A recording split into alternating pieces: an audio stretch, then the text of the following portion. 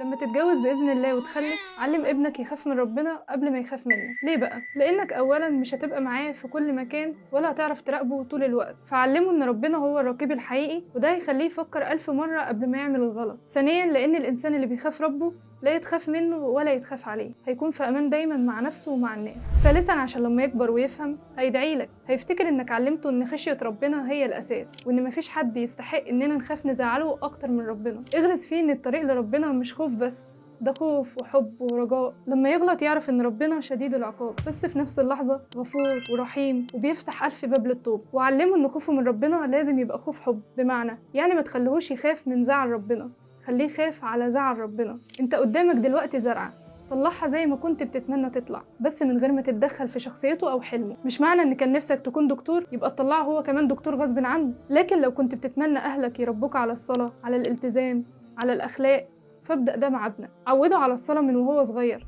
علمه ما يسيبش فرض. ولو كان نفسك وانت صغير حد يوجهك لمهارة أو عادة صح، وجه ابنك ليها، بس من غير ما تقتل طفولته أو تحوله لنسخة مش بتاعته. وخليك فاكر، التربية مش أوامر وتوجيهات بس، التربية قدوة.